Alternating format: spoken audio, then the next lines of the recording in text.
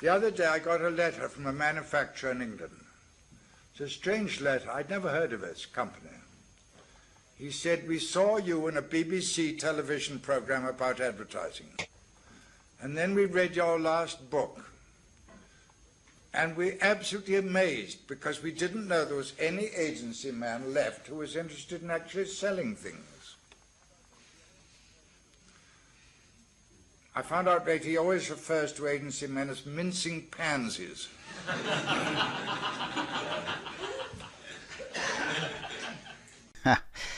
Mr. Ogilvy in fine form. You know, I was doing a little bit of research, and when David Ogilvy wrote his book, Ogilvy on Advertising, he didn't go for one of these book launches. Obviously, there was no internet at the time, but, you know, something that's been very big in this day and age is the sort of, you know, a book, you get it free plus shipping, and then, you know, the sort of whole funnels around there. No, sir.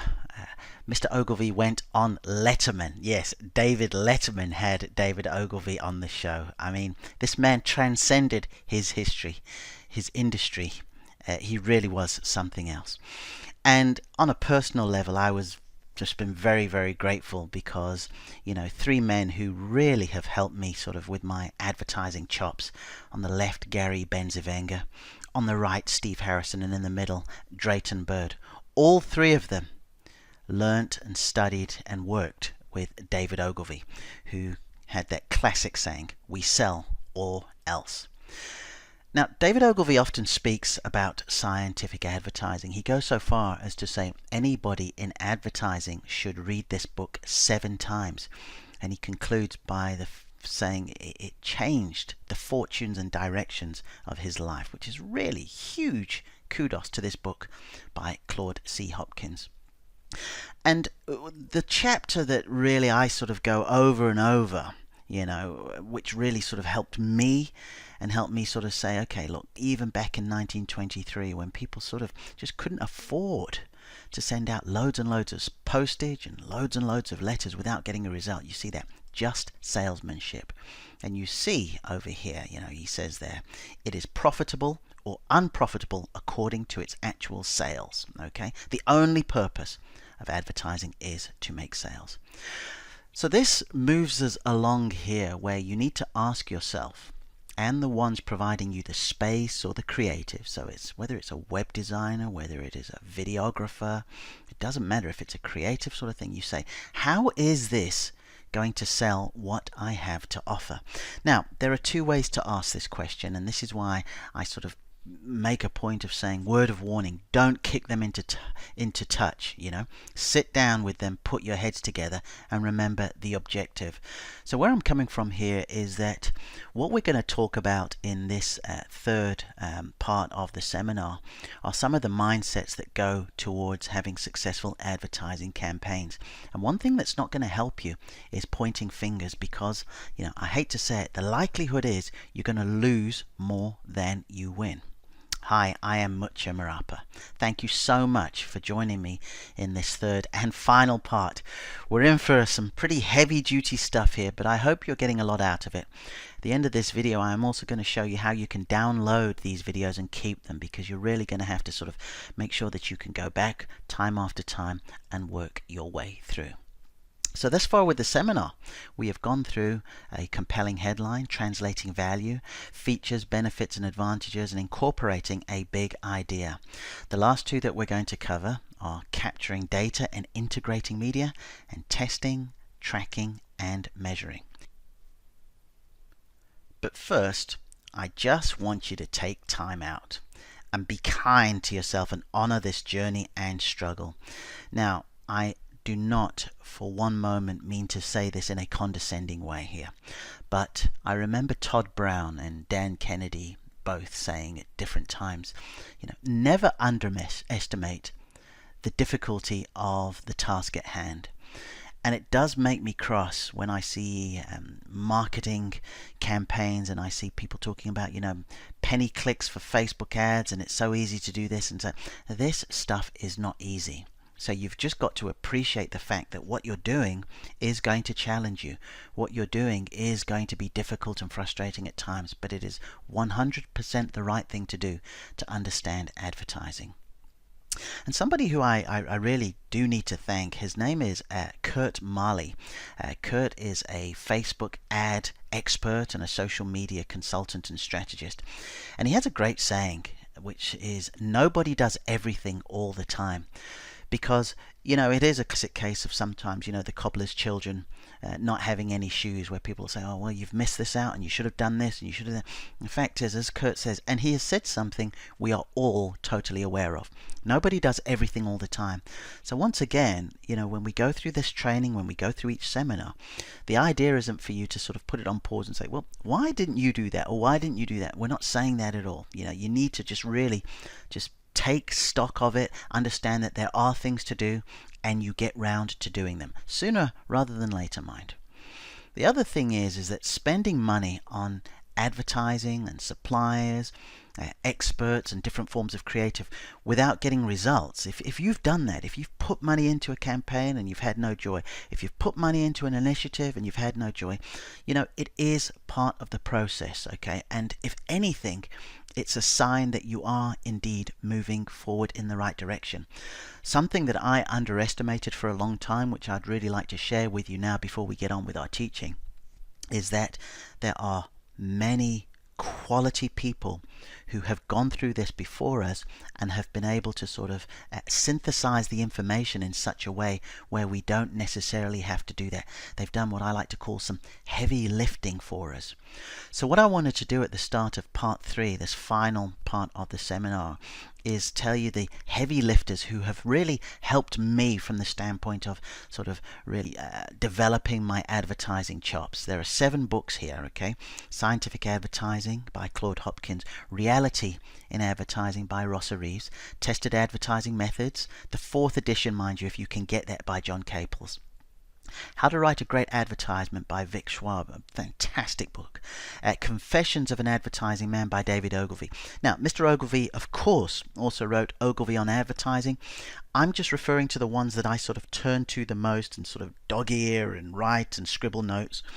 The Robert Collier Letter Book and The Ultimate Sales Letter by Dan Kennedy.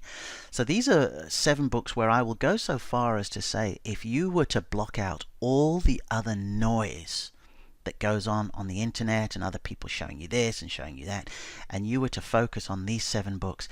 And the interesting thing is, you've got to almost treat them like workbooks, okay? Yeah, sure, read them from cover to cover, but there might be a page of something where it says, look, try this versus that, or this works better, and then you apply it to the next ad campaign. That's where it will really, really work with you. And you can see here I am proudly displaying some of those books myself. So those are them listed here. Now, some of you with a keen eye will see one listed, not listed, that is there in the image, and that is Breakthrough Advertising. Widely regarded as the best book ever written on advertising. Somebody who was just so kind to me sent me this book for free, and I'll be talking about him later in this seminar. But this is a dense book. This really is a dense book. If there are any golfers watching this, it's almost like the equivalent of picking up Ben Hogan's 5 Fundamentals and you're playing off a 28 handicapper. It's just deep and detailed, but it's a fantastic book, and of course I do have that. So, with the small business advertising checklist, those heavy lifter books that I've shown you, you will have everything you need in order to really master, not just understand, not just implement, but master these 6 areas, okay? But I got 3 more heavy lifters. 2 mandatory, so 2 I'd say, look, let's add them, and 1 that's optional. Now, the reason they weren't added to the list is because they're not books per se, or they're not in advertising, but I'd like to share them with you. The first is Gary Bencivenga's Bullets. This man's writing is just so uplifting to me. You can see what I did there. I went online, I printed them out, and I have them in a sort of bound folder there, which I read regularly and often. The next is Ted Nicholas. Again, he has just some terrific knowledge to share with us. Now, not many people are familiar with Ted Nicholas. By and large, he is, for the most part, I don't want to say he's retired, because one thing I learn about these direct marketers, they just don't retire, but he's not as active as he used to be. But what was very interesting for me with Ted Nicholas, at first when I sort of started studying his work and looking and reading, of course I saw a direct marketer of just outstanding ability. But what I didn't realize was that, he's also a business owner, an entrepreneur. So he's run those day-to-day mom and pop companies as well. And it was just through him applying what he knows to all these businesses that he was able to get such great results. And the reason why I like sort of Ted Nicholas's work is that, look what he's put on headlines. I mean, if you've got a man who has sold billions, quite literally billions, and has had, over 20 businesses, you would think he knows quite a lot about testing and headlines and things like that. So he would be most definitely a recommendation. So John E. Kennedy said that advertising is salesmanship in print, and he pretty much began an ongoing belief and focus on selling. Mr. Hopkins focused on selling. Mr. Ogilvy focused on selling. Gary Bencivenga described advertising as salesmanship multiplied. And interestingly enough, once Mr. Bencivenga had gone through many of the advertising books, the classic ones, and he was learning, he began to focus on some of the great sales books, because he reckoned, at the end of the day, ultimately, I am trying to sell here. So here he was, he had the writing skills, and he started focusing on sales. And he got turned on, as I have, on this book here called The Secret of Selling Anything by Harry Browne. And the great thing about this, it really breaks a lot of these myths. And even look at this, a roadmap to success for the salesman who is not aggressive, who is not a quote-unquote smooth talker, and who is not an extrovert, the one who runs out to you and taps you on the back, hey, how are you doing? If you're none of those three, this book is totally for you. And just taking things further, Ken McCarthy, he's somebody who I haven't mentioned at all up till this stage in the advertising seminar, but in my direct response marketing seminar, he gets plenty of airtime. But Ken McCarthy was responsible for publishing this book, getting some out. And if you Google on YouTube, and I'm going to leave some links at the sort of latter part of this video and certainly on this page, he talks through the book, not page per page per se, but he gives a summary and an analysis about the book, and things like it's not about persuasion, it's about mutual discovery.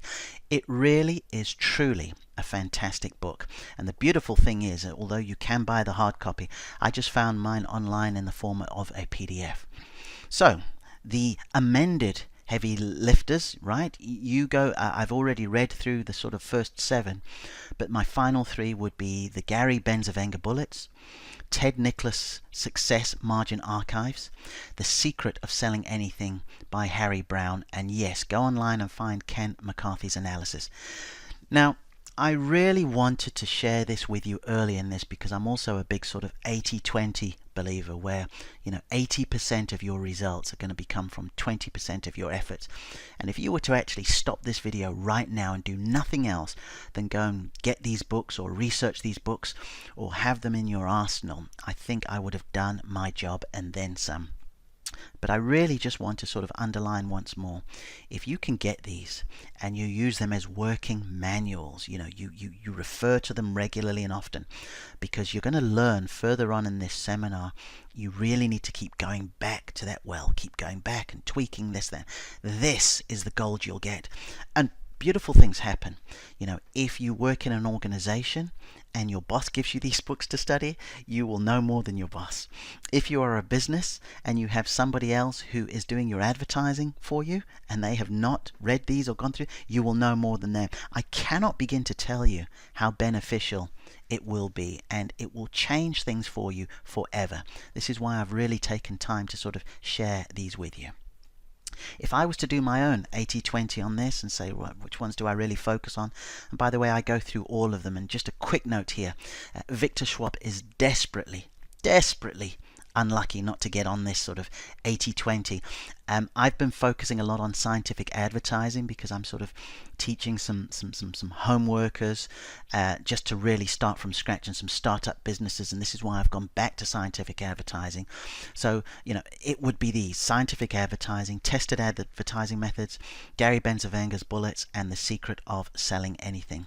And if you were totally, just totally to back me in a corner and say, Much, it could only be one, it will be Gary Bencivenga's Bullets. This man just has a way of writing that is just so uplifting.